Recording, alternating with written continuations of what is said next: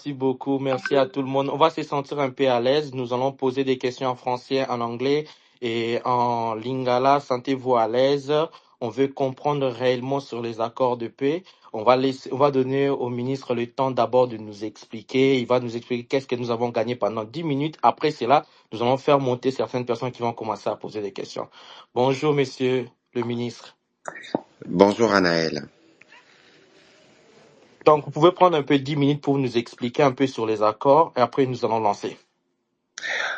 Alors d'abord, merci à vous de prendre le temps d'organiser ces spaces pour que nous puissions nous exprimer de manière républicaine pour tous ceux qui sont sur cette plateforme. D'abord, je voudrais dire merci à vous tous parce que je vous lis et je salue votre engagement patriotique dans tout le coin du monde où vous vous trouvez, où vous ne cessez de démontrer votre soutien à nos populations de l'Est qui sont particulièrement plus que nous tous affectés par cette situation. La mobilisation dont vous faites montre pour nous est véritablement un soutien, un ferment qui nous permet de continuer notre engagement pour le retour de la paix en RDC. D'abord, en liminaire, je voudrais dire à tout le monde que nous n'avons rien à cacher, parce que on a entendu beaucoup de spéculations sur l'accord, beaucoup d'interprétations sur l'accord, mais il faut considérer, et nous considérons, que l'accord, c'est pour nous non pas un aboutissement, parce que l'objectif final pour nous, c'est le retour à la paix. Mais l'accord constitue pour nous un point de passage pour arriver à cet objectif de la paix que nous avons tant recherché. Je rappelle que avec le Rwanda, dans le cadre spécifique de cette crise, nous avons commencé des discussions depuis juillet 2022. Le processus de Luanda a commencé, nous sommes passés par plusieurs étapes, mais je pense que l'implication de l'administration américaine à haut niveau et des Qataris a été le turning point. C'est le point qui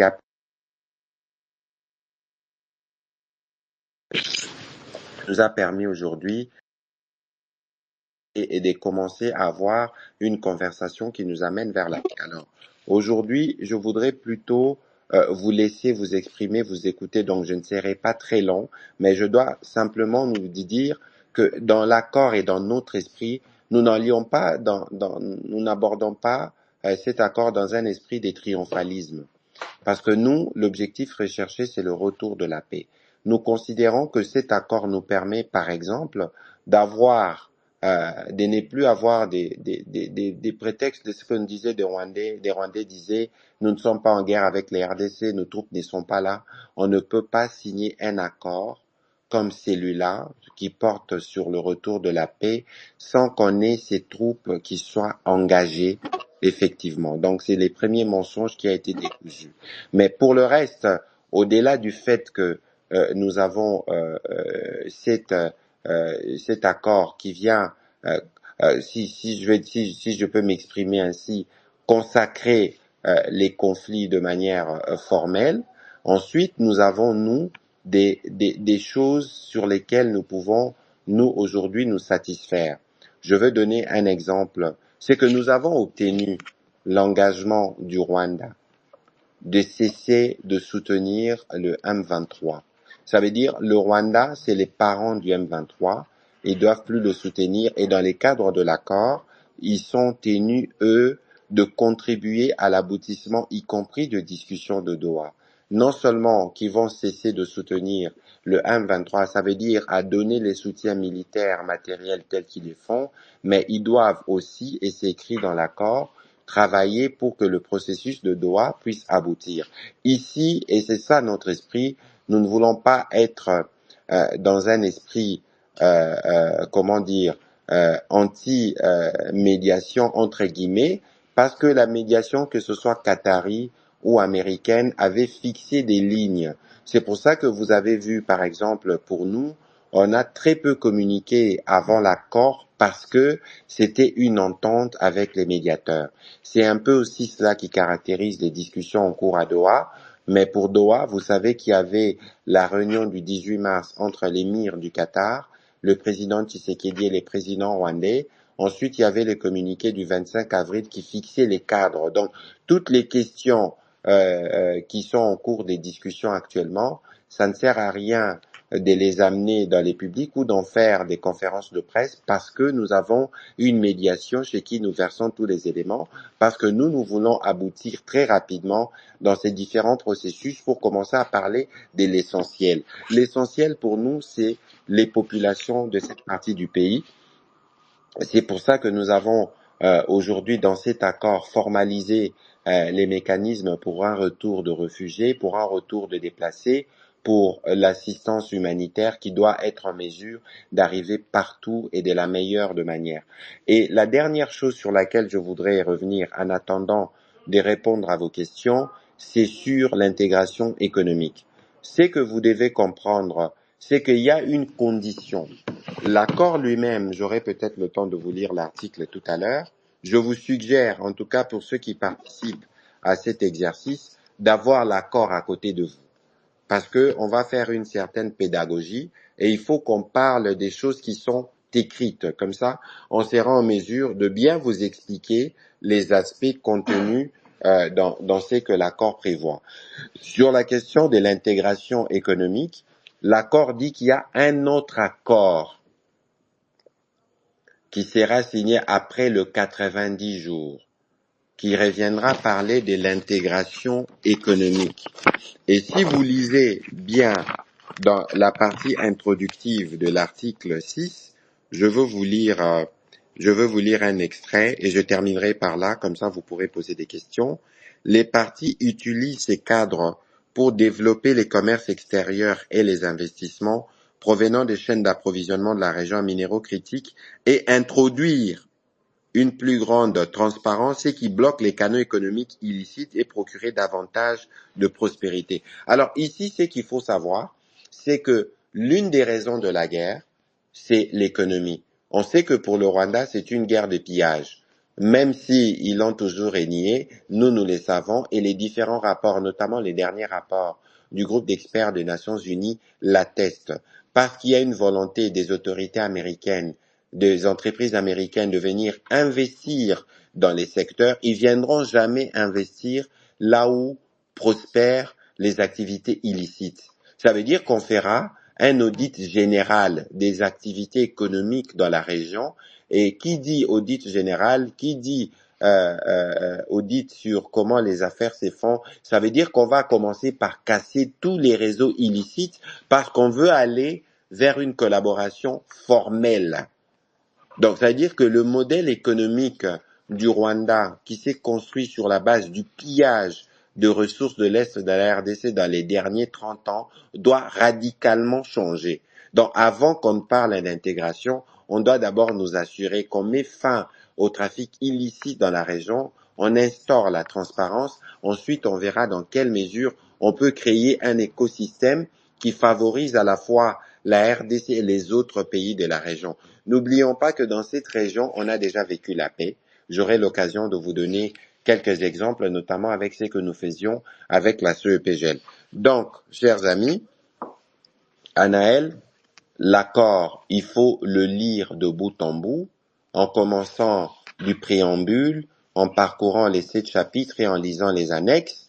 L'accord, il ne faut pas le lire comme un texte isolé. C'est un texte qui vient en appui à des efforts qui étaient déjà engagés, notamment la résolution 2773, la charte de l'Union africaine ou encore tous les documents des Nations unies concernant la crise. Je sais qu'il y aura des questions sur la justice, on aura l'occasion de revenir dessus, mais ici, il faut considérer avec cet accord que nous avons ouvert une fenêtre d'opportunité pour aller vers l'objectif de la paix que nous recherchons pour nos populations. Voilà ce que je pouvais dire en guise d'introduction. Merci beaucoup, Monsieur l'Excellence, pour d'abord pour votre temps que vous nous avez permis de vous écouter. On avait essayé l'autre fois, ça n'avait pas marché, mais aujourd'hui ça a marché. Alors nous allons prendre 5 séries de questions. On va après ces vous allez juste poser que chaque personne pose une question et puis il va descendre, on va donner la place aux autres.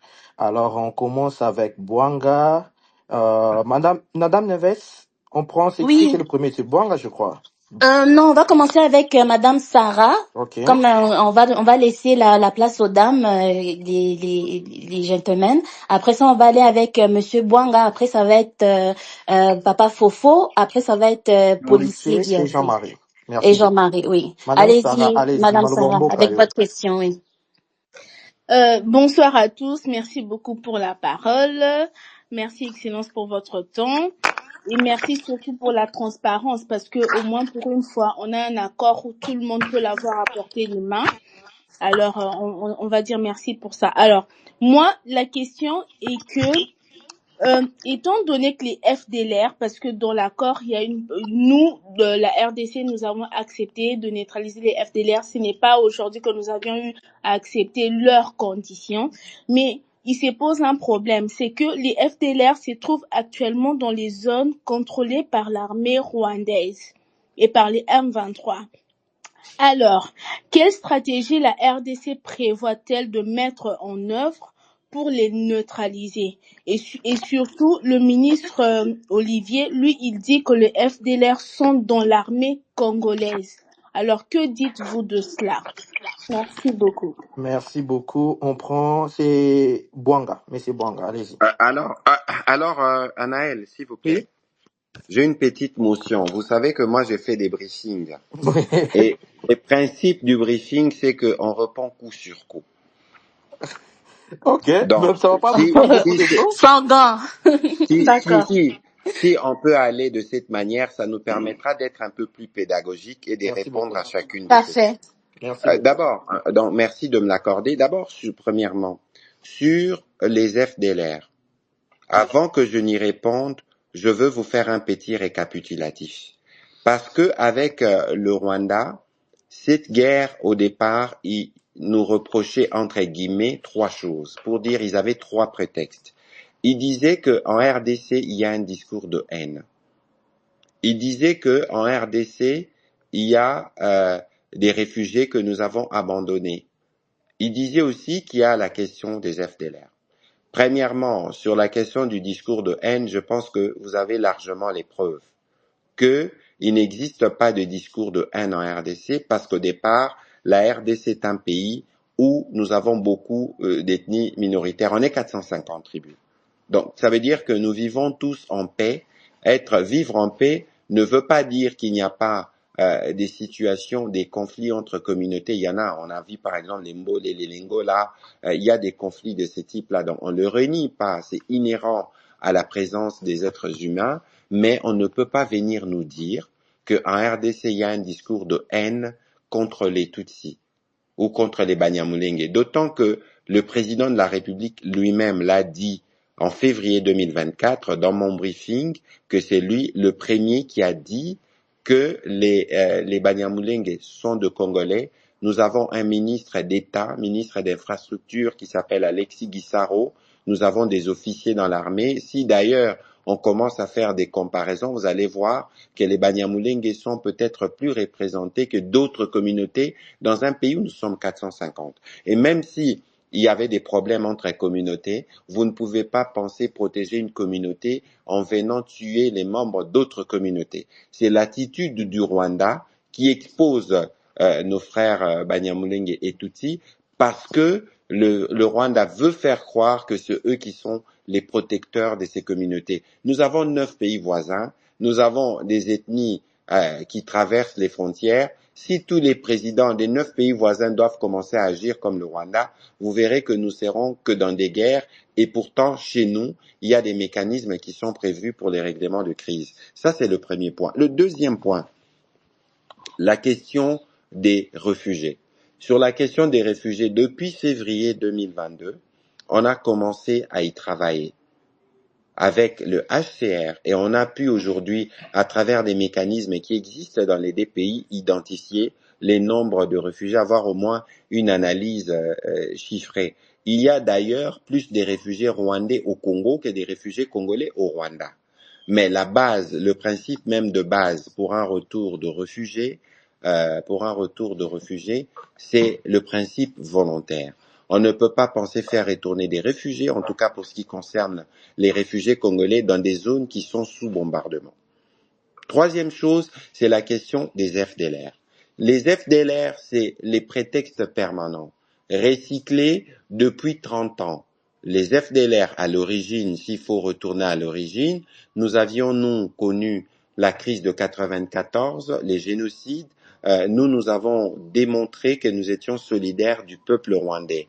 On a accueilli des réfugiés, ils sont arrivés par millions. Il y avait les ex-FAR, ça veut dire les militaires de l'armée du feu président Habyarimana qui sont arrivés. Et depuis la guerre au Rwanda, nous, la RDC, nous avons payé et plus d'ailleurs que le Rwanda, les prix à la fois humains et sur tous les plans du génocide rwandais.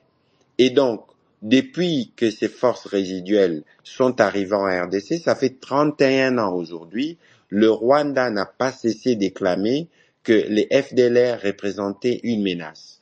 On a fait une demi-douzaine d'opérations militaires, tantôt avec eux, tantôt nous-mêmes, pour neutraliser les FDLR. Et aujourd'hui, si vous vous souvenez, en 2010, l'honorable Vital Kamerhe avait perdu son boulot parce qu'il avait émis des réserves quant à l'opération, je pense, Umoja, qui avait été organisée en accord avec les deux pays pour combattre les FDLR. Je dois ici rappeler aussi que pendant 5 ans, durant toute la durée de la rébellion du RCD, des 98 en 2003, la partie de l'Est, la RDC, était occupée par les RCD.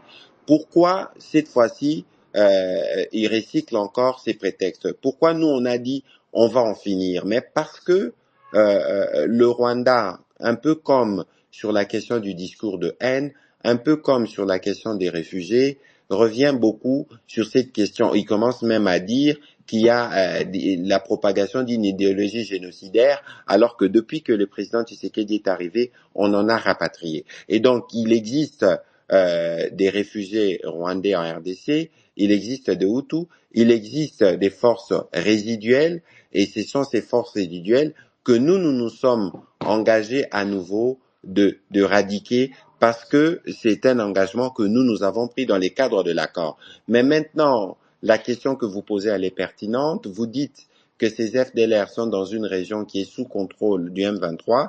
Il ne faut pas oublier que le premier outil qui permet la mise en œuvre de cet accord s'appelle le mécanisme conjoint de coordination de la sécurité.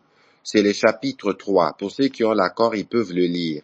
On dit: le parti travaille ensemble avec les partenaires régionaux et internationaux pour promouvoir la stabilité, la sécurité et le développement, reconnaissant que la paix. Les partis établissent et conviennent de lancer dans un délai de 30 jours, à côté de l'entrée en vigueur de l'accord, un mécanisme conjoint de coordination de la sécurité entre la RDC et le Rwanda qui fonctionnera uniquement conformément aux conditions arrêtées entre les parties.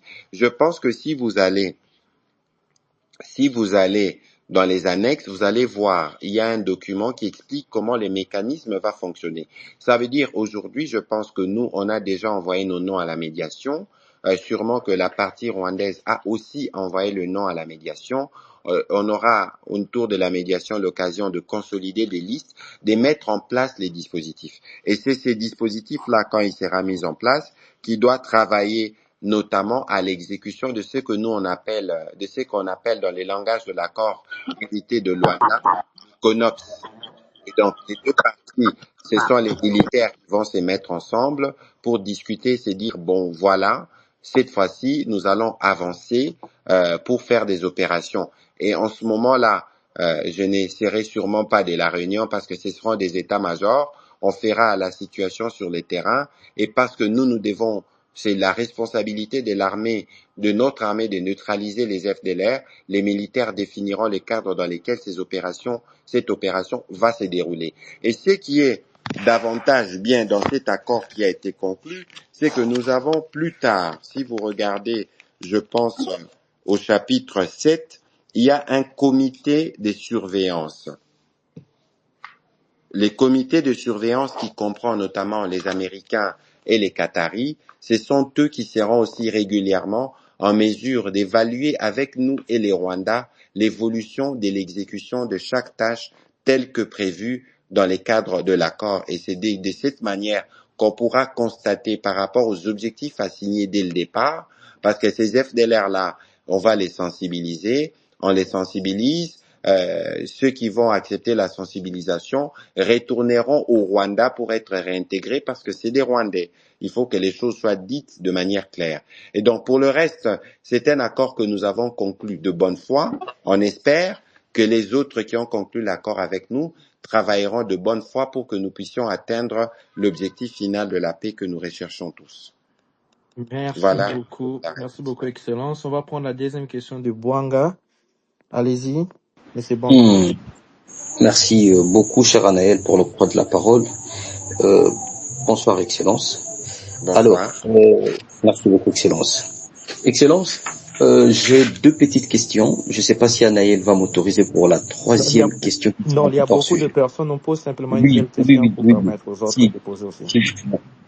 Bon, dans les accords, Excellence, la question de FDLR revient.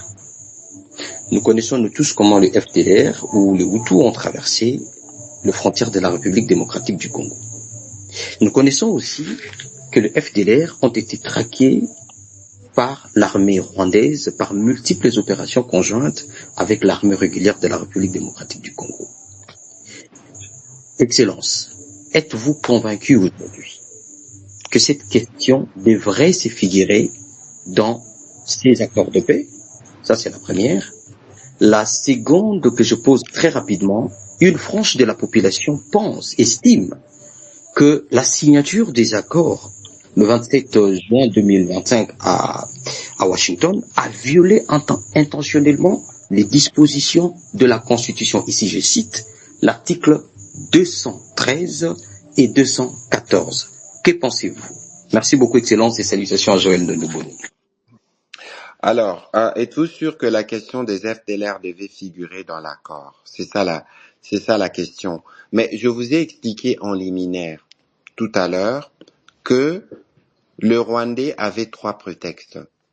Le discours de haine, la question des réfugiés, la question des FDLR. Nous, notre travail, nous voulons aller et vider tous ces prétextes.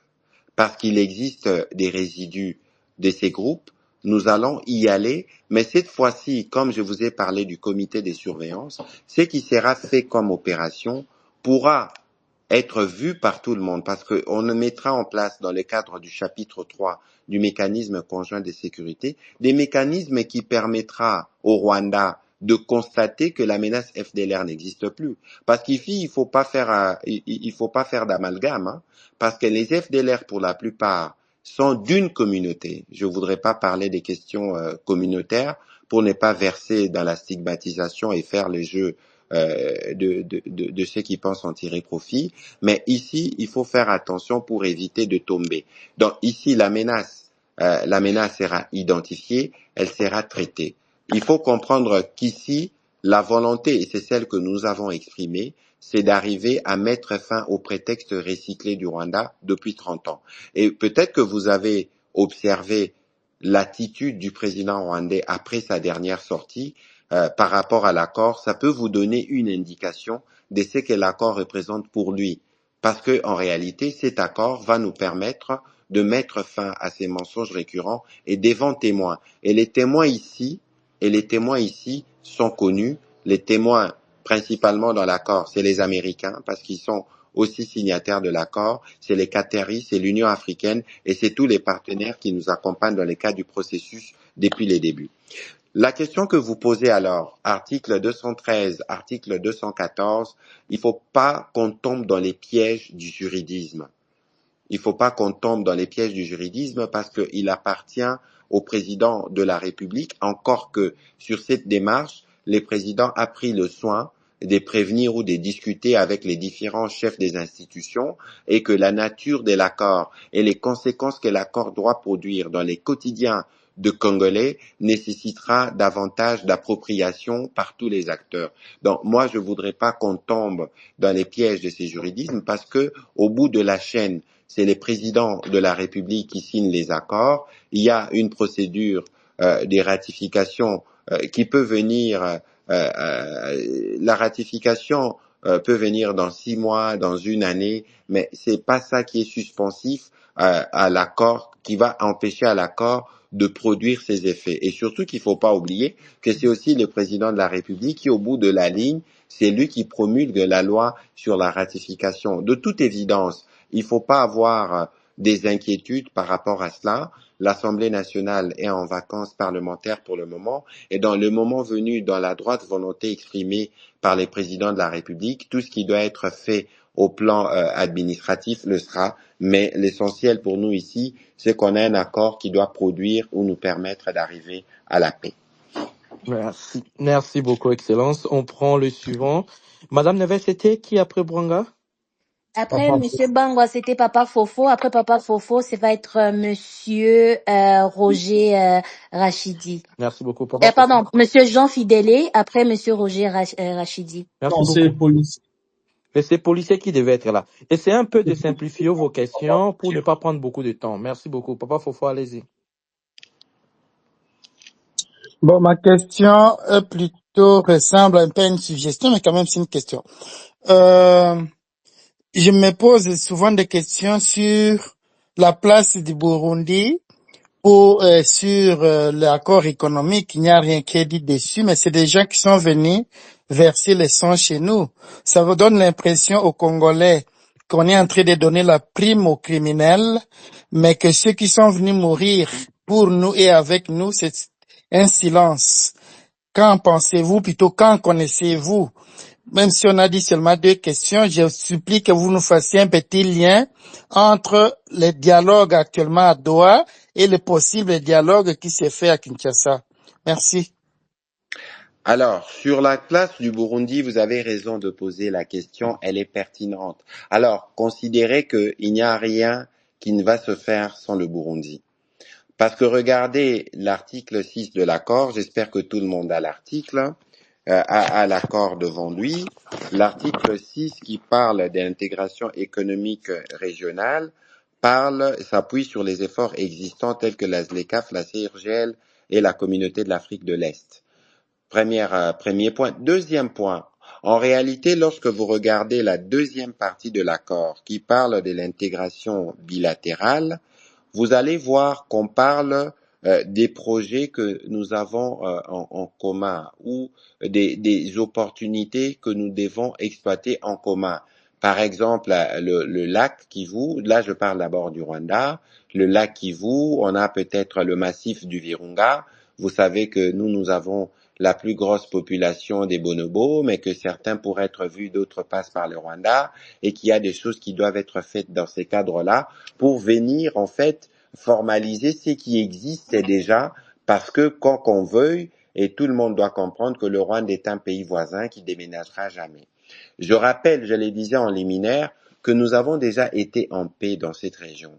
Et pour avoir la paix dans cette région qui a permis d'avoir un modèle d'intégration économique à travers la CEPGL, c'est les Zaïre de l'époque qui payaient les plus, mais qui a donné aujourd'hui une entreprise. Je donne un exemple. On a une société qu'on appelle Sinelac. Cette société est dirigée par un Rwandais, DG, un DGA burundais et un financier congolais. C'est une société qui génère de l'électricité à partir de la rivière Ruzizi en RDC, mais qui alimente à la fois le Rwanda, le Burundi et une partie de la RDC. Malgré la situation d'agression, malgré la situation de guerre, cette société n'a véritablement pas cessé de desservir, même s'il y a des difficultés actuellement du fait de l'occupation, par exemple, de Goma, etc.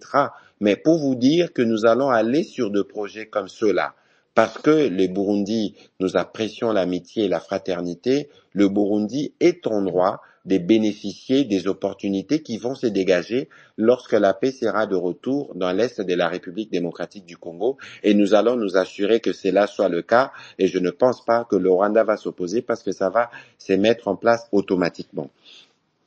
Ma Alors, question se situe sur les mines, Excellence. L'or du Sud Kivu ira plutôt au Rwanda, pas au Burundi, pour être il nettoyé. n'y a pas de question, attention. Quand vous dites que ça va être nettoyé où? Lisons l'accord. Où est-ce que l'accord dit que l'or va aller être nettoyé là-bas? ne tombons pas dans la spéculation. Je vous ai dit tout à l'heure que d'abord, on ne peut même pas penser parler d'économie si on n'a pas une paix. Souvenez-vous des phrases du président de la République. Le président de la République a dit que nous voulons une paix définitive. Nous voulons une paix durable. C'est la première condition. Alors, parce qu'il faudra investir dans l'économie, n'oubliez pas qu'on a parlé de transparence, on a parlé des luttes contre les trafics illicites, mais tout ça doit d'abord faire l'objet des études. Parce qu'il faut qu'on soit en mesure d'identifier toutes les ressources minières et toutes les potentialités qu'il y a dans la région. Il n'y a pas que l'or, il y a le coltan, il y a la cassitérite, il y a l'étain, il y a tous ces minerais qui sont là. Donc, il faut qu'il y ait un travail global de l'étude du secteur, un travail qui va nous permettre d'identifier les circuits frauduleux mafieux et les couper, parce que nous, on les a identifiés, sinon nous ne serions pas, en action contre Apple, par exemple. Et donc, ce n'est qu'après tout ça qu'on pourra maintenant voir quelles sont les opportunités qui se dégagent et quelles sont les capacités des pays qui sont dans la sous-région, parce qu'il ne faut pas considérer, on parle d'intégration économique régionale, ce ne sera pas une exclusivité RDC-Rwanda. Ce qui concernera la RDC et le Rwanda est spécifié dans le cas de l'intégration bilatérale, mais tout ça aussi ne pourra être plus précis que dans l'accord qui pourra être signé 90 jours après la signature du présent accord. Donc je souhaite que nous tous nous patientons, que nous attendons ce qui va arriver et d'éviter de tomber dans la spéculation, parce que c'est cette spéculation qui a fait dire à certains que nous avons bradé nos ressources, mais quand vous lisez l'accord, il n'y a aucun bradage. Et sur votre deuxième question, Monsieur Fofo, il y a évidemment des discussions qui se font à Doha. Nous espérons que ça va se terminer bientôt entre nous, les représentants du gouvernement, spécialement des services et les délégués du M23. N'oubliez pas que la crise au départ, elle est d'abord militaire. Elle est due à une agression par un pays étranger. Donc on doit être en mesure de régler la question suivant leur nature, mais pour ce qui concerne ce qui s'est fait à Kinshasa, le président de la République a reçu les rapports de prêtres, il a donné ses instructions à ses équipes qui travaillent avec les prêtres. Les moments venus, de ce qu'il en ressortira, nous viendrons vous dire ce qui sera convenu. Donc à ce stade, nous sommes focalisés à finaliser les discussions à Doha et ensuite, suivant les recommandations et les lignes directrices tracées par les présidents de la République, nous suivrons l'avenir qui sera réservé à l'initiative de prêtres qui est venu rencontrer déjà la démarche du président de la République à travers les consultations nationales. Merci beaucoup, Excellence. On prend la question des policiers, RDC. Oui, bonsoir à tous, bonsoir Excellence. Bonsoir. Excellence, ma question est de savoir, parce que hier je vous ai suivi sur vos salons de la politique. Vous avez dit à un moment par rapport à l'intégration de 1-23 ou bien de ceux qui nous font du mal aujourd'hui, et vous avez dit que ça se fera en fait cas par cas ou bien peut-être il y aura certains critères pour définir ça. Alors je veux savoir, ce sera sur base de quels critères et qui va choisir ces critères-là? J'espère que demain ou après-demain, qu'on puisse retrouver la même figure et tout dans le gouvernement et ainsi de suite. Alors, quels seront ces critères-là et qui va définir ces critères-là pour intégrer quelques membres des M23 au sein de FRDC? Merci beaucoup, monsieur. Merci beaucoup de la question, elle est pertinente. Je ne voudrais pas dire ici, ça c'est un point sur lequel on a gagné, parce que nous on n'est pas dans un contexte de triomphalisme dès lors que nous n'avons pas encore atteint l'objectif de la paix. Mais nous avons, nous, une ligne rouge. On avait dit pas de brassage, pas de mixage. Je vais conseiller à nous tous d'avoir des accords en main, parce que je voudrais qu'on lise les termes de l'accord pour que nous tous, nous puissions nous mettre d'accord sur ce qui a été convenu. Je vous lis. Chapitre 2.3. Intégration conditionnelle dans les forces de sécurité. Toute réintégration éventuelle des combats dans les forces armées de la RDC et la police s'effectue de manière rigoureuse, individualisée et conditionnelle, au cas par cas, sur la base des critères clairs, y comprenant l'attitude physique et morale, en particulier les respects et l'absence des violations graves du droit international humanitaire et surtout la loyauté envers l'État et ses institutions. C'est parce qu'il y a eu justement manque de loyauté que pendant des années, on a parlé des infiltrés dans notre armée. Mais vous voyez que si nous devons relire point par point, vous allez voir que dans cet article, justement, on a presque tout verrouillé. Lorsque nous disons de manière rigoureuse, individualisée, ça veut dire on va appeler policier. Policier, soyez là devant. Vous êtes né où? C'est qui votre mère? C'est qui votre père? C'est quoi vos aptitudes? On étudiera votre dossier. On dit est conditionnel. Ça veut dire que si vous n'êtes pas apte, que si vous n'êtes pas moralement capable, on ne vous prend pas. Et on dit sur la base des critères clairs, y compris l'aptitude. En fait, ici, c'est déjà, parce que peut-être que la question reviendra, les gens ont dit qu'il n'y avait pas des composantes justice. Mais ça, c'est un élément dans les processus de justice transitionnelle. Il y a un processus de vetting qui permet déjà ici de filtrer. Et quand on a dit au cas par cas, ça veut dire que s'ils sont 10 000, s'ils sont 5 000, s'ils sont 2 000, il y aura 2 000 auditions. 2 000 auditions par individu pour qu'on creuse dans les backgrounds de chaque individu et vérifier s'ils sont aptes pour intégrer l'armée ou la police. Auquel cas, il y a déjà les processus de PDDRCS qui est prévu et pour lesquels nous avons des sites qui ont déjà été aménagés. Voilà la réponse. Merci beaucoup, Excellence. Merci beaucoup, Excellence. On prend la question de Ganza. On va un peu sortir un peu. Ganza, allez-y. Ganza. Merci beaucoup Anaël pour la parole et nous remercions aussi Excellence Monsieur le Ministre pour le temps qu'il nous accorde pour qu'on puisse avoir de la lumière sur les accords et le contour.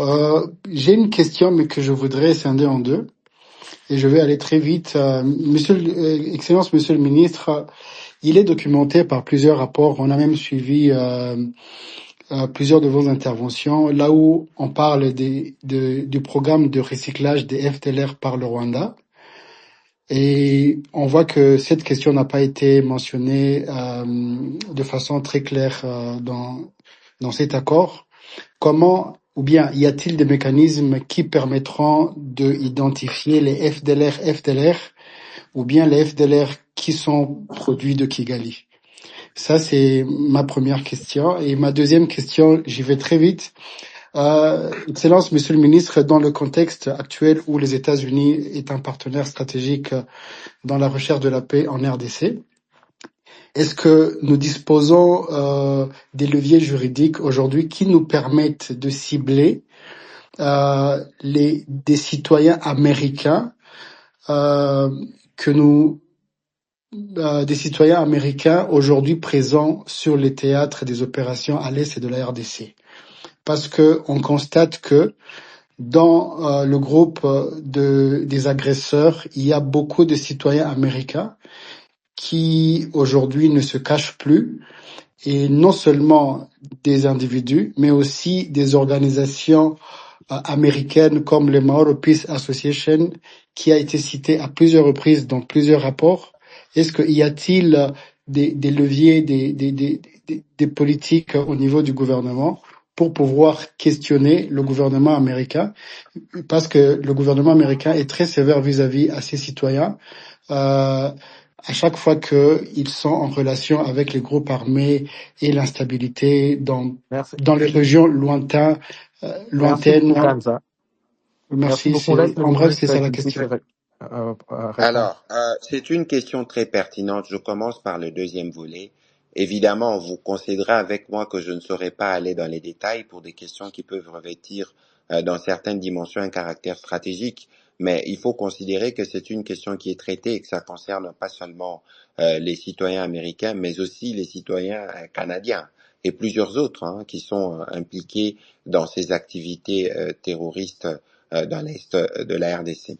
Ensuite, Sur cette question, il faut savoir, parce que vous savez, beaucoup qui sont dans la gouvernance par crime aujourd'hui dans les territoires sous occupation, quand ils parlent du gouvernement, ils disent que le gouvernement asphyxie économiquement les populations avec la décision de ne pas rouvrir le banque. C'est cette question, je voudrais revenir pour rappeler que les M23 est un mouvement qui est sous sanction du gouvernement américain. Il n'y a aucune banque, aucun banquier qui ne peut accepter, je suis sûr que même les banquiers rwandais ne peuvent pas accepter de collaborer avec les mouvements terroristes M23, auquel cas s'ils les font, et si certains d'entre vous peuvent avoir des signaux dans le genre, il faut nous les donner, comme ça on sait les dénoncer auprès du département du Trésor pour qu'ils puissent être sanctionnés. Et ça, c'est un point de taille. Et comme les Américains tiennent beaucoup justement à ces questions, rassurez-vous, cher Gandhi, que c'est une question qui est prise en charge au niveau de nos services et de la diplomatie dans les cas de rapports que nous avons avec les gouvernements américains, et que tous ceux qui sont associés à un mouvement sanctionné par les départements d'État doivent être en mesure d'assumer les conséquences qui peuvent en découler. Alors, sur la question du recyclage des FDLR, vous avez raison de poser cette question. Moi-même, en juin 2021, j'étais à Goma lorsque le président Kagame est arrivé, après que le président Tshisekedi ait visité Gisenyi. Souvenez-vous dans les conséquences de l'éruption du Nyiragongo. Dans les troupes qui sont venues en avance, un de nos généraux qui connaissait bien les dossiers a reconnu certains éléments qui étaient des FDLR qui ont été recyclés, qui ont été mis à la sécurité du président rwandais. Certains d'entre eux, nous le savons, que stratégiquement, le Rwanda recrée à volonté des FDLR, parce que la vraie motivation de la guerre, sous prétexte de la sécurité, c'est de suivre les zones économiques.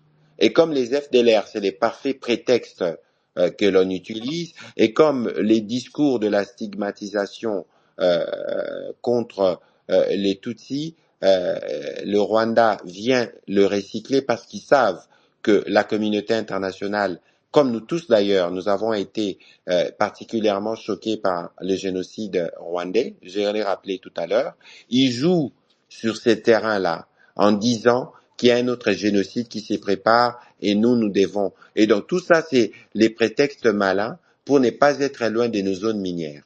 Et nous, dans le cadre du travail justement que nous faisons, il y a des dispositions qui seront prises, non seulement dans le cadre du mécanisme conjoint de sécurité, pour arriver au terme de la mise en place du CONOPS, à une conclusion qui sera partagée par les deux parties et qui pourra être contre-vérifiée par les comités de surveillance.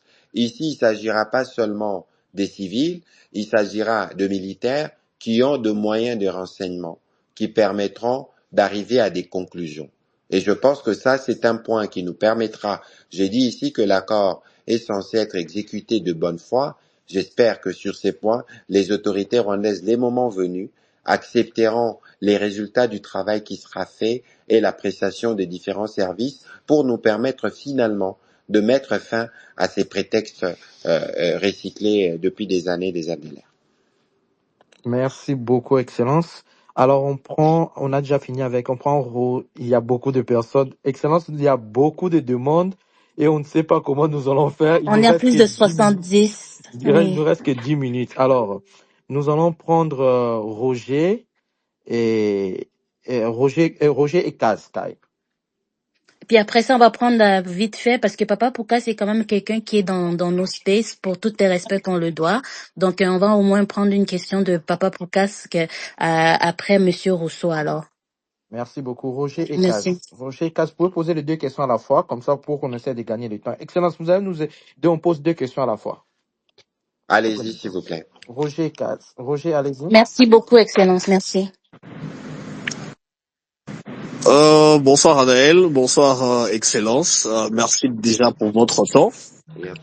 Alors ma question va se baser sur deux volets, je vais essayer d'aller rapidement. Alors l'accord prévoit l'intégrité, le respect de l'intégrité territoriale de la RDC et aussi la cessation des hostilités. Alors, par cessation des hostilités, il y a aussi la cessation des hostilités médiatiques. L'accord a été signé le 27 juin et le 4 juillet, on a tous été témoins des attaques médiatiques du président Paul Kagame envers le président Félix Tshisekedi. Alors, Excellence, quelles sont les garanties que cet accord prévoit pour essayer de surveiller ce genre d'évolution? Et le deuxième volet, c'est selon les derniers rapports, le M23 est encore en train de s'armer avec l'aide des RDF. Et on sent que, bien qu'on a signé l'accord le 27 juin, déjà la cessation des hostilités médiatiques n'a pas arrêté malheureusement. Alors, est-ce que l'accord signé le 27 juin prévoit des mécanismes pour surveiller ce genre de brèche à l'accord? Merci. Alors, merci. La question, elle est pertinente. Vous savez, tout ne peut pas être écrit dans cet accord, dans un accord. Mais dans cet accord, il y a des engagements, parce que c'est un accord qui a été signé de bonne foi. Les parties, lorsque vous lisez les préambules, parce que je disais tout à l'heure, l'accord, il faut le lire dans sa globalité, en commençant par les préambules, les articles et jusqu'aux annexes. Lorsque vous lisez dans les préambules, vous allez voir que les deux parties sont résolues à empêcher une reprise des hostilités qui pourraient nuire au processus de paix, à promouvoir activement une paix durable, la stabilité et le développement économique intégré dans toute la région et à rétablir des relations bilatérales normales entre les parties. Ce que je suis en train de dire, je les lis dans l'accord. Ça veut dire que les uns les autres ont des responsabilités. Lorsqu'on a vu la sortie du président rwandais, c'est pour ça que lorsque je vois les commentaires de certains compatriotes, mais vous devez déjà comprendre de par la sortie du président rwandais que l'accord ne l'arrange pas. Parce que l'accord vient non seulement déconstruire tous ces mensonges, mais l'accord vient y compris changer le modèle économique qu'il a construit, un modèle de pillage, un modèle de tuerie pour mettre la main sur les ressources, premièrement. Et tout ce que je dis, l'accord peut le certifier. Deuxièmement, nous ne lui avons pas répondu parce que simplement, c'est contraire à l'esprit de ce que nous avons signé. Alors, les mécanismes, il existe parce qu'il fait des sorties publiques. Il existe, les services américains ont des ambassades dans les deux pays, ils font le monitoring, y compris des discours. Nous, les propos que le président Kagame a tenus, mais c'était juste choquant de voir qu'il parle même des démocraties. Nous avons une opinion qui est critique. Au Rwanda, est-ce qu'il existe une opinion? Nous voyons tous la vague de manifestations actuellement en cours autour de Victoire Ingabire. Ni opposition, ni la presse libre n'a droit de citer au Rwanda. Mais nous, on a décidé de ne pas le suivre dans la boue, parce qu'il est parti justement dans la boue. Et nous pensons qu'aujourd'hui, l'énergie, que ce soit des Rwandais ou du Rwanda ou notre énergie, doit être canalisée à l'essentiel. L'essentiel, c'est la mise en œuvre de l'accord. Et je pense que c'est ce dans quoi nous nous sommes engagés. Pour venir à votre première question, vous avez parlé du respect de l'intégrité territoriale et de la cessation des hostilités. Mais je pense que c'est un premier acquis lorsqu'on a rappelé les actes de l'Union africaine et tout ça, parce que pour nous, République démocratique du Congo, c'était une ligne rouge. On ne pouvait pas revenir dessus et regarder, c'est les mêmes principes qui a été dit dans la déclaration du principe qui est sortie de Washington lorsque nos ministres des Affaires étrangères se sont rencontrés autour du sénateur Marco Rubio. Donc, il faut considérer que pour nous, du premier point au dernier point de l'accord, nous nous sommes assurés de protéger ce qui nous est des plus chers. Mais pour le reste, c'est une construction. La paix, c'est l'objectif. nous espérons que nous allons y arriver. En tout cas, pour ce qui nous concerne, nous ferons notre part. Nous sommes évidemment au courant de toutes les activités qui se font dans les zones sous occupation en termes de réarmement et tout ça, mais il faut considérer que nous sommes, nous, dans les cadres de notre stratégie, autant nous sommes sur le front diplomatique, judiciaire, nous sommes aussi sur le front militaire et que le moment venu, nous allons travailler pour qu'on atteigne les objectifs fixés initialement par l'accord. C'est cela l'essentiel. Merci beaucoup, Excellence.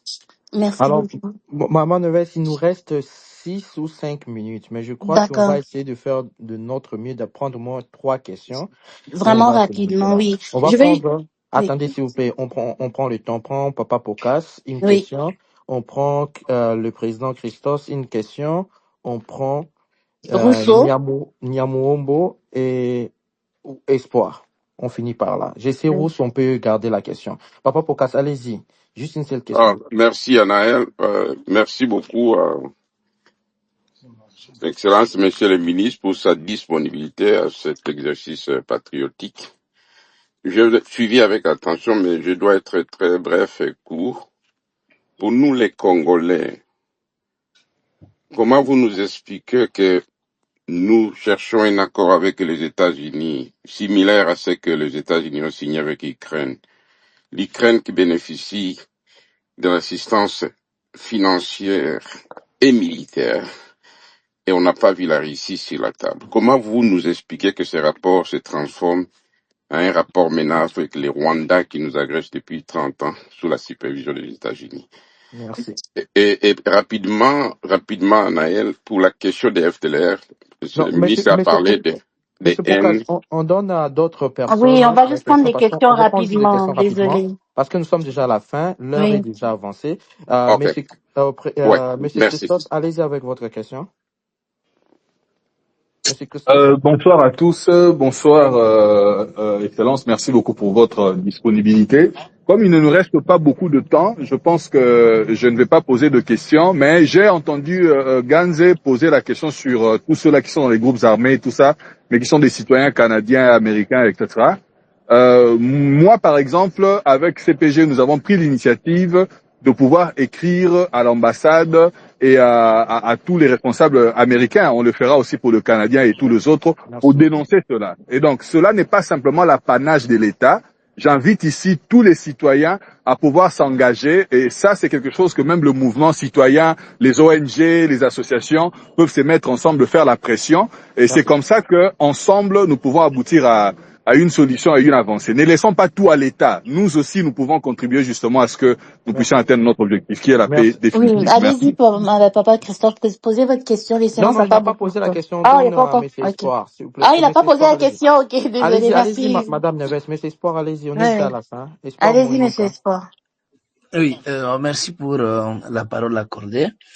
Je profite de saluer quand même le courage et la détermination de son Excellence, Monsieur le ministre. Alors, ma question est tellement simple et courte même. Je voulais demander au ministre, comment pensez-vous relever les défis de la mésinformation et désinformation vis-à-vis des processus de paix qui est en cours, tout en sachant que l'ennemi profiterait de son poids numérique, que ce soit à l'intérieur comme à l'extérieur, pour désinformer la population, en fait de les conduire dans la déception totale. Mais également, je voulais savoir, Excellence, est-ce que c'est pas possible de faire recours aux autres alternatives aux médias traditionnels, en fait de mieux informer, mobiliser, sensibiliser la population autour de l'idéal qui est la paix. Merci.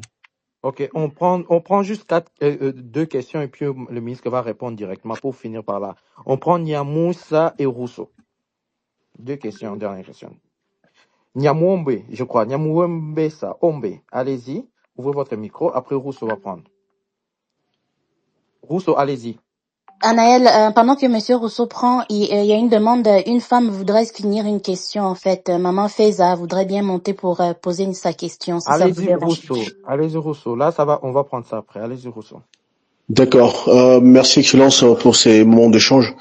Bon, ma question tourne plus autour de, c'est dans les cas, dans le volet juridique, je crois que ça peut être aussi économique, en termes de réparation. Pendant toute cette période, on prend d'abord la période d'occupation de ce zone que contrôle le terroriste, et puis pour toute la période passée, est-ce qu'on va finir par plancher sur une sorte de réparation en termes de minerais qui a été contrôlé par le Rwanda et qui est acté de manière officielle durant toutes ces années où ils ont été déclarés comme étant premiers producteurs de tels minerais qu'ils n'avaient pas chez eux, et puis préparation en termes de le matériel militaire pillé et réparation en termes de tous les cadavres, tous les morts victimes qui sont plus du côté congolais. Donc voilà, c'était ça ma question. Merci beaucoup. Est-ce On que finit je avec vais y aller, Nyamouès. Anaël? Ombe, Pardon. allez-y vite. Merci beaucoup et merci aussi à son Excellence le ministre. Ma question, j'en avais 3, mais je vais seulement poser ma première question. Et ma première question serait que avec cet accord qui a été signé, dans le préambule, on cite aussi la résolution 2773. Et avec cette résolution 2773, à son 4e point, on demande à la force de défense rwandaise de cesser de soutenir le M23 et de se retirer immédiatement du territoire de la RDC sans condition préalable. Et ceci, si je voulais bien le dire, c'est en agissant en vertu du chapitre 4 de la Charte des Nations Unies.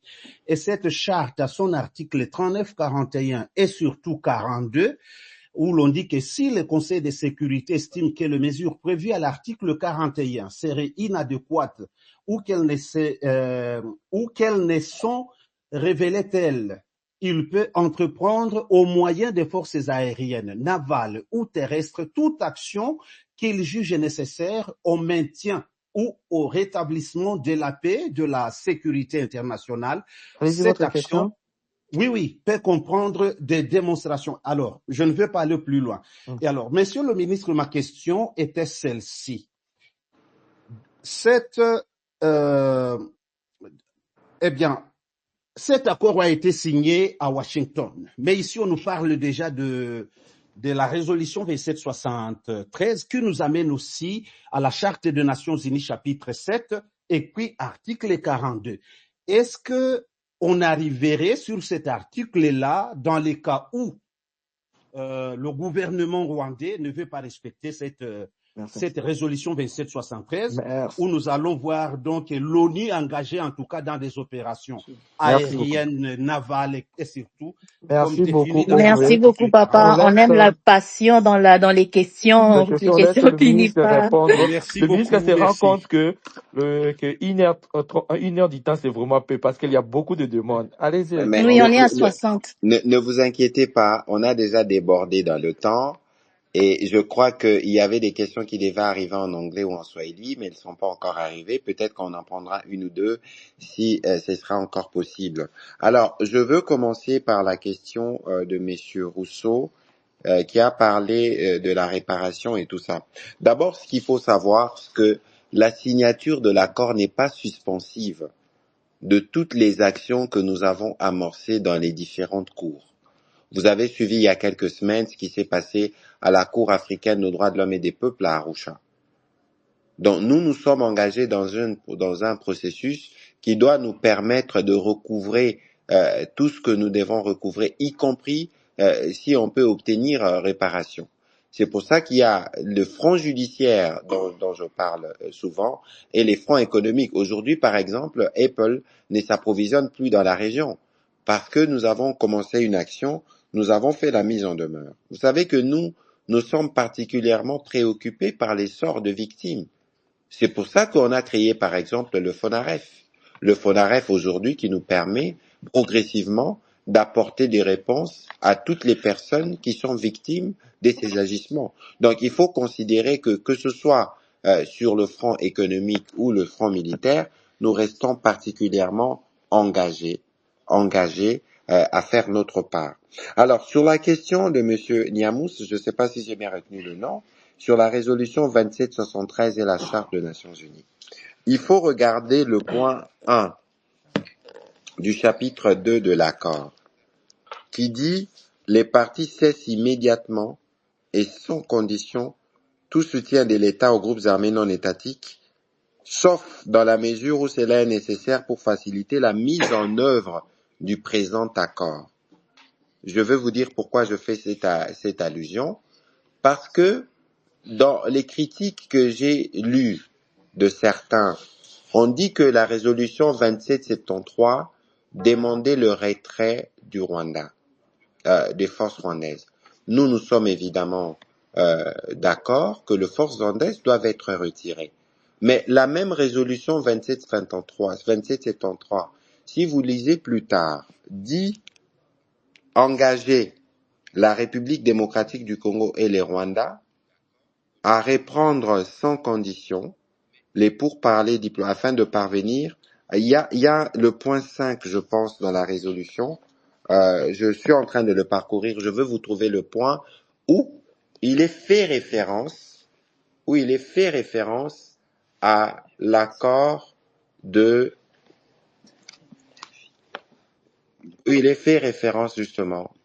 Où il est fait référence, voilà, le point 5, où il y a un paragraphe qui dit « Invite instamment les deux parties à honorer pleinement et rapidement les engagements qu'elles ont pris dans le cadre du processus de Luanda en ce qui concerne l'exécution du plan harmonisé pour la neutralisation des FDLR et les désengagements de forces rwandaises du territoire de la République démocratique du Congo, la mise en œuvre du concept des opérations correspondants. » C'est aussi ça, la résolution 2773. Ça veut dire que si le retrait doit être fait, ça doit être un retrait vérifié.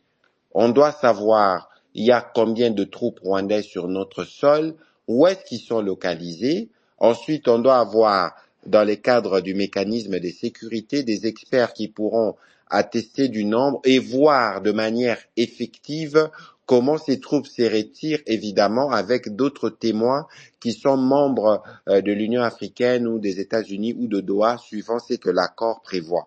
Donc, il faut considérer que, de notre point de vue, l'accord, comme je le disais en début, c'est un texte qu'il ne faut pas lire de manière isolée. C'est un texte qu'il faut qu'il faut inscrire dans un ensemble d'autres textes, notamment la résolution 2773.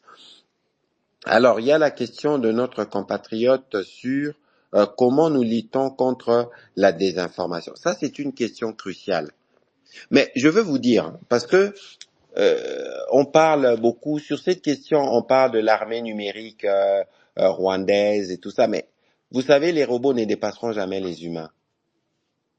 Et si vous avez vu avec moi l'évolution des derniers jours, vous verrez que les Rwandais, tous leurs mensonges ont été décousus. Nous avons lancé le poison rwandais, que vous tous d'ailleurs mobilisés, nous avons relayé, parce que l'essentiel de ce qui nous partage, c'est des choses qui sont fausses. Et donc, c'est simple pour nous. Si nous sommes vigilants, nous connaissons la vérité, nous savons y mettre un terme. Mais regardez, ce qui donne l'impression que la machine de la manipulation rwandaise marche, c'est notre propre opinion. Parce que nous sommes dans une opinion démocratique où certains d'entre nous relayent les propos du président Kagame.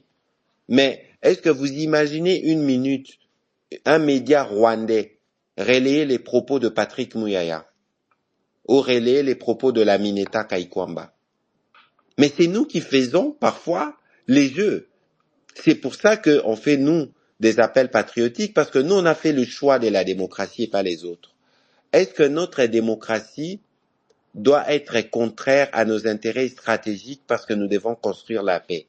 Ou parce que nous-mêmes, dans le cas de notre démocratie, on ne fait pas de filtre? Ça, c'est une interpellation que je fais à tous, parce que la meilleure manière de lutter contre la désinformation, la mésinformation, il faut dire les bonnes nouvelles. Pas les bonnes nouvelles, mais les informations vraies.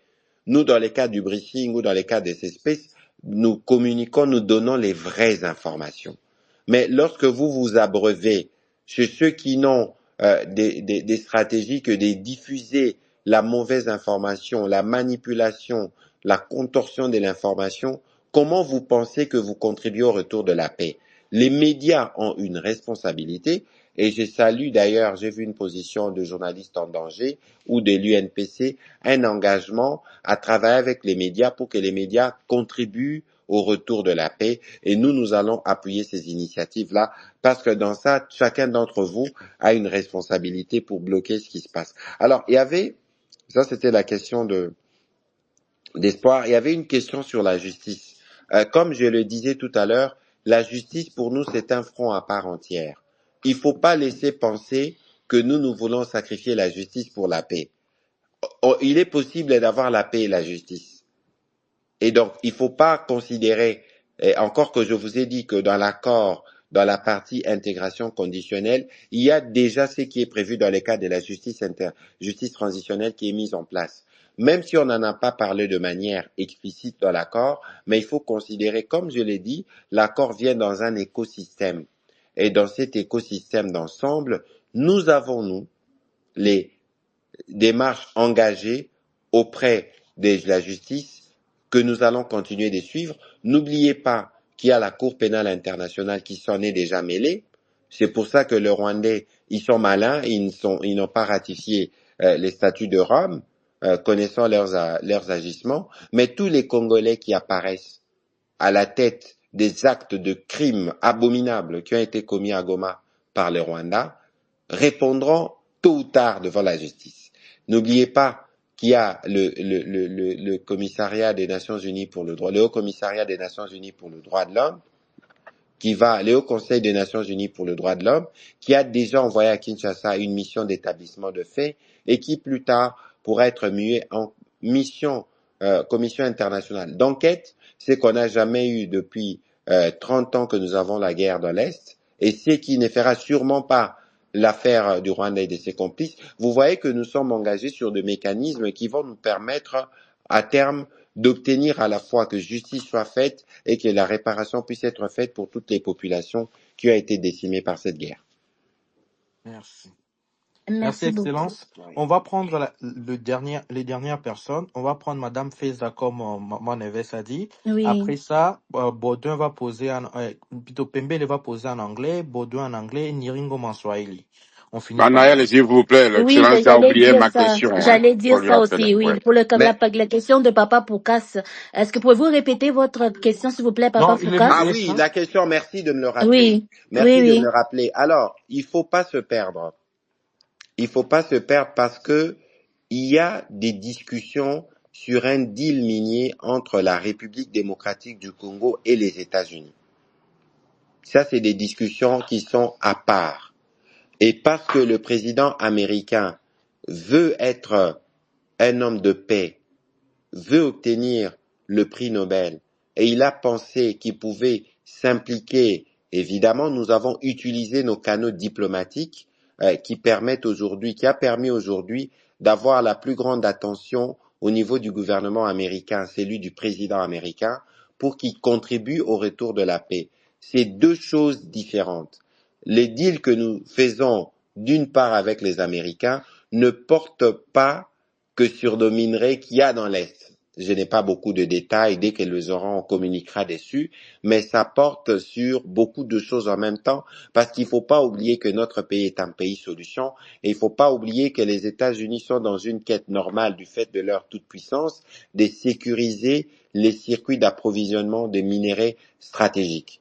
Et que la question du retour de la paix de la RDC est une question qui rentre d'ailleurs, qui est considérée comme une question de sûreté au niveau des États-Unis. C'est illustratif justement de l'importance de notre pays. Il y a une dimension économique, RDC, États-Unis à part, et puis il y a une dimension de paix avec les Rwandais, mais une dimension qui, après avoir eu la paix, va migrer aussi vers l'économie et le développement, parce que l'objectif, lorsqu'on a la paix, c'est évidemment d'exploiter les opportunités qu'il y a dans une région, je rappelle, entre la RDC et les Rwandais, il n'y a pas de frontières, on traverse pas des rivières pour y arriver. On y va à pied et que la frontière Goma-Gisenyi, c'est l'une des frontières les plus fréquentées au monde et ces populations-là ne demandent qu'à commercer, ils ne demandent pas à être à guerre comme le veut les régimes rwandais.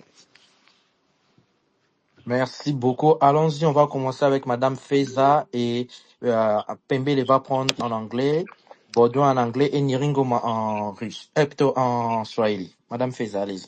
Oui, bonsoir. Merci beaucoup Anaël et surtout Madame Neves et merci Monsieur le Ministre de nous accorder votre temps. Grand merci à vous. Voici ma question concrètement. Que prévoit cet accord pour les Congolais qui ont été dépossédés de leurs terres, de leurs maisons, de leurs biens et remplacés par des Rwandais? Est-ce que il est prévu que ces ressortissants rwandais retournent chez eux, sur leur territoire d'origine et restituer aux Congolais leurs biens?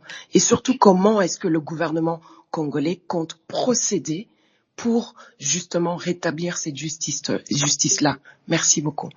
Merci beaucoup. Et, On prend Pembele. Excellence, on prend tous les 4 questions, comme ça vous répondez écoutez, directement la pour la fin. question, Oui, la question elle est très pertinente. Ce serait mieux que l'Excellence réponde immédiatement parce que je pense que ça brûle les lèvres de tout le monde cette question. Allez-y, Excellence. écoutez, nous avons reçu plusieurs rapports qui disent que effectivement certaines populations déplacées, parce qu'il ne faut pas oublier que le Rwanda, dans son invasion meurtrière du 27 janvier à Goma, ils ont commencé par attaquer des camps des déplacés. Et que certains déplacés au retour dans leurs villages respectifs ont trouvé que leur maison était occupée. Il y a un rapport, un article qui est sorti, je pense, dans Foreign Policy, qui cite un expert du groupe des Nations Unies qui disait que le premier travail que les Rwandais faisaient dans les territoires occupés, c'était de brûler les archives. Et considérer aujourd'hui, notre objectif justement, après le retour de la paix, c'est le démantèlement de cette administration parallèle. Et il y a un travail qui se fera, qu'on ne vous trompe pas, hein, on ne s'improvise pas dans les terres qui ne sont pas les vôtres. Et donc nous allons nous assurer que toutes les terres reviennent aux populations auxquelles elles appartiennent. Et on ne peut pas venir et penser, au bout de 6 mois, 7 mois, s'implanter comme ça dans un pays parce qu'on est venu derrière une rébellion. Toutes les informations que nous avons font l'objet, y compris maintenant, des analyses et un travail minutieux au niveau du ministère de l'Intérieur.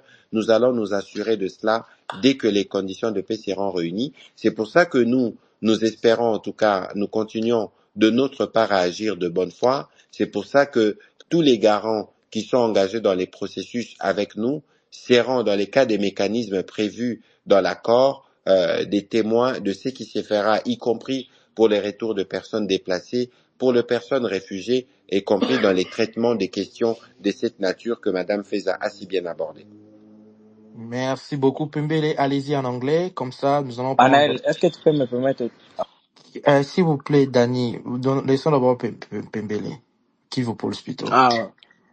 Hello, thank you to the organizers for this wonderful space, and thank you to Minister Muyaya for taking some time to answer to our questions, and it's been very informative. So, Minister Muyaya, my question is as follows: how do you interpret President Kagame's repeated personal attacks against President Felix Tshisekedi, including the latest move involving his personal lawyer allegedly preparing a legal case against our head of state in the Belgian justice system? And the second part is this not a direct affront not only to the dignity of our president, but also to the sovereignty of the Democratic Republic of Congo? And how does the government intend to respond to such provocations? Thank you very much. Thank you for your question. You said Very good provocation. question. Should we answer to his provocation? I'm not sure. If you listen to the President Kagame for the past month, you'll see that some of his statement, the statement he's making, you'll even ask yourself if everything is clear on his mind.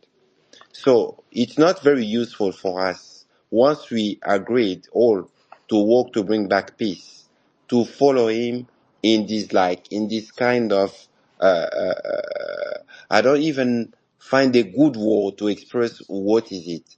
The most Shenanigans. Shenanigans. no, I don't think it's necessary for us. Once we make the choice to build peace, to contribute to bring back peace in the region, to follow him in this kind of statement. I don't think anyone in the world is taking those kind of speech seriously. But it's a proof that we did well, especially by signing this accord, because this accord bring us the agreement, bring us the possibility to expose him more than we've been doing before.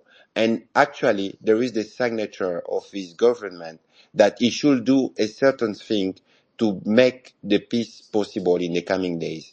That's what we are watching. That's what we are listening. But for the question you raised about what we seen yesterday, it's the same. The same people doing the same thing. And I think in our level, we take, of course, there is people we've been listening to that. They will answer to that in a way we should do.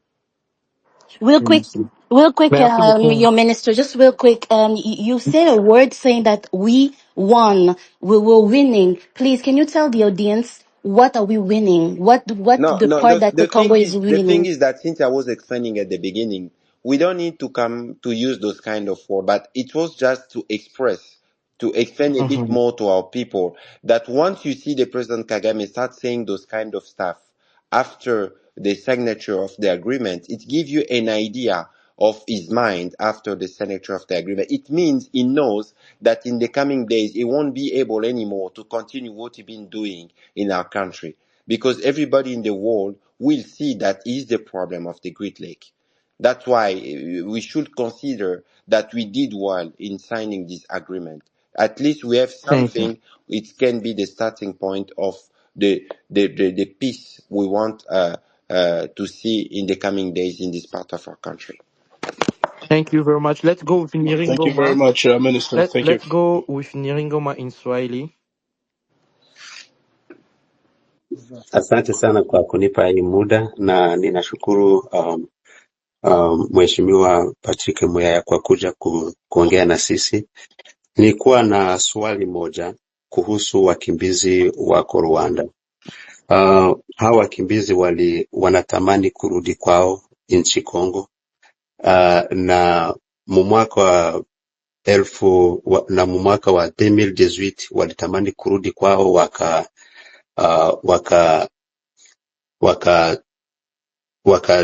wakaamua kurudi, lakini guvernema ya Rwanda ikatumia askari na polisi wakawaua, na sasa wanaishi kwa uoga. Na alisema kama wakimbizi wanaweza kurudi kwao wakiamua kurudi kwao. Je, guvernema yetu inajua hii swali? Na kama inajua hii swali, wana mpango gani kuhusu hawa wakimbizi wako kwa hii hali? Asante. Asante sana, njoo yake Kiswahili yako iko makali sana. Mina waza franchement, mon Swahili se perd parce que il a parlé un Swahili bora qui est assez fort, mais je vais essayer d'y répondre. Je crois que alianza kusema kuuliza mambo ya réfugiés congolais beko ku Rwanda. Unaona shie mili expliquer Samoya hapa tulitumika na Barwandais na Haut Commissariat des Nations Unies pour les réfugiés. Tuliprocéder même na kuidentification kuyua number ya ba réfugiés congolais au Rwanda, number ya ba réfugiés rwandais au Congo.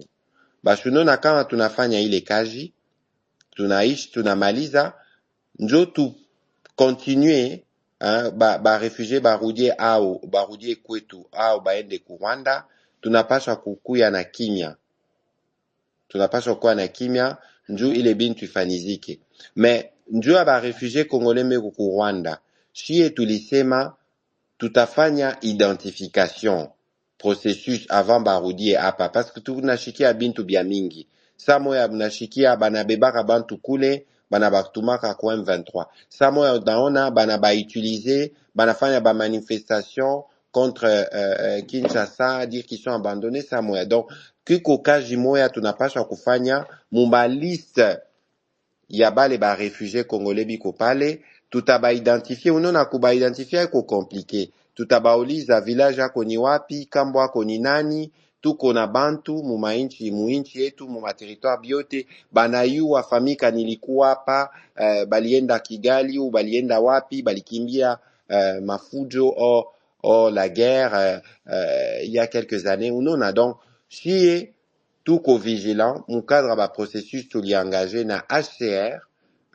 tutakuya na wakati, tutabeba wakati ileta kuya necessaire nju tuanalize kitu situation ya muntu moya avant barudie ku nchi yetu. Voilà. Merci beaucoup, Excellence. Je crois qu'on m'a fait signe que vous avez d'autres choses à faire maintenant. Je crois qu'on doit arrêter l'espèce maintenant. Je m'excuse par rapport à beaucoup de personnes qui veulent poser des questions, mais on m'a fait signe que le ministre doit partir. Je ne sais pas si vous avez un dernier mot, Excellence, et nous croyons que c'est pas la dernière fois. Non, je crois que ce sera pas la dernière fois, mais je voudrais vous dire merci parce que finalement, je disais 1 heure, mais je savais qu'on ferait 90 minutes. 90 minutes, c'est même peu, hein, parce que quand on parle de la RDC, il y a tellement beaucoup de sujets qu'il faut aborder. En premier, je voudrais vous remercier et tous ceux qui ont participé à cet exercice républicain. Vous avez vu que j'ai fait un effort avant de répondre à toutes les questions de me référer à l'accord. Il faut lire l'accord, s'il vous plaît. Vous lisez les préambules, vous lisez tous les articles, vous lisez les annexes. Et comprendre que l'accord n'est pas un texte isolé. Ce n'est pas un texte que vous pouvez lire simplement comme un texte unique. C'est un texte qu'il faut lire avec la résolution 2773. C'est un texte qu'il faut lire avec la charte africaine des droits de l'homme. Il y a beaucoup de textes, beaucoup d'instruments pertinents qui peuvent être pris en compte. Ici, je rappelle que le président de la République, comme le gouvernement, nous avons des lignes rouges. Et toutes ces lignes rouges ont été tenues au moment de la signature de cet accord. Nous savons que nous avons en face de nous le Rwanda. Nous connaissons la malice, nous connaissons les méthodes, nous connaissons surtout les passés. Nous avons des victimes que nous gérons au quotidien. Il n'y a rien qui ne se fera, qui ne tiendra pas compte de toutes ces réalités. Mais ici, il faut que nous tous nous mettons à disposition pour construire la paix. Nous devons construire la paix. Et pour construire la paix, il y a un prix à payer. C'est pour ça qu'on a choisi, par exemple, de ne pas suivre le président rwandais dans la boue. Non pas que nous n'avons pas de réponse à lui donner, mais parce que ce qui a conduit à ce qu'on aille à Washington, c'était tous ces comportements-là. Donc aujourd'hui, on a dit, on ne doit plus poser des actes qui vont dans le sens de nous ramener. Moi-même, je suis le porte-parole du gouvernement. Vous pouvez suivre toutes nos prestations depuis la signature de l'accord et même pendant les discussions, nous tenons une ligne parce que nous voulons être exemplaires dans notre manière de faire lorsque nous prenons des engagements, parce que ce que nous faisons, nous les faisons aussi pour les générations futures. Mais ce n'est pas parce que nous sommes sur le plan diplomatique que nos militaires dorment. Détrompez-vous. Nos militaires font le travail qui doit être fait. C'est pas pour autant que ceux qui s'occupent du front judiciaire dorment. Ils font le travail qui est le leur. Nous, au niveau du front médiatique, travaillons pour que notre démocratie, pour que la pluralité de notre opinion ne serve pas les intérêts de l'ennemi, qui veut distiller les fake news, qui veut distiller de mauvais messages et des messages qui peuvent venir entacher ce que nous avons comme objectif, à savoir le retour rapide de la paix pour nous permettre de libérer nos compatriotes qui sont sous occupation et d'apporter des solutions humanitaires pour les populations qui en ont le plus besoin. Voilà, je vais terminer par là. Your Je vous remercie Excellency, before beaucoup. you go, may I just have a few words? I just want if Kivu Purse can say a few words because this person right there, you see Kivu Purse, he on the fight in online, he did a lot of job. He did a lot of incredible job. He's the I one. can confirm that. I can Yes, go confirm. Kivu. Can you please allow him at least 30 seconds so Yes, he can say he something? can Thank you say so much. something. Kivu Yes, please. Pulse, can you open your mic, please, to see Please, if? Thank you. thank you so much. I just want to ask a very quick question to our minister. Minister, I want to ask what's a concrete guarantee that Congolese government has obtained to ensure that Rwanda will honor its peace agreement and to stop supporting armed groups in Eastern Congo, and how will the Congolese government transparently and reliably confirm that Rwanda has fully withdrawn its troops from our territory, and is there an independent monitoring mechanism in place to verify this. Of And course. real quick, and I want to wish you a happy birthday in advance. Ah, thank you. Oh, oh, Kivu Thank first. you. How do you know? Tomorrow is July 10th, so I know. Oh, wow. Wow. Thank you so much, dear friend, for your wish for my birthday. And I think someone who is following, who is in the chat told me that he will ask, he will ask Anael to stop making me walk, a couple hours before my birthday. So Anael, you should let me rest and enjoy my birthday in the coming hours. But the question you are asking is very crucial and it's very critical. It's the main question why we did this agreement. Of course, we get some some measure, but we cannot reach the objective if the other party doesn't have the same political will to do so. But one of the guarantee we have here is this oversee committee, which gonna be led by Americans and Qatari and I think some people from African Union. We will be following what both countries will do. I was speaking before about the chapter 3 about the Joint Commission security mechanism we put in place where both Rwandan and Congolese will work together to see the way we should implement what the CONOP said. And I think by implementing that, by sharing information, if Rwandan side has the political will, I think we may get objective. If they don't have, we have those we can consider as godfather of this agreement, United States and Qatar. We may use some of the tools. They have a lot of they can leverage a lot of stuff in their diplomatic system to put more pressure on Rwanda to make sure Rwanda is contributing in the final objective of this agreement to bring back peace in the eastern part of DRC. I will be happy to continue the conversation, especially with you, as you are the first person who wished me a very happy birthday. Maybe I can send you That's some not water. fair, I'm not Excellency. That's sure. not fair. Listen to this, That's not Neves. fair. I will make sure he send me a special gift.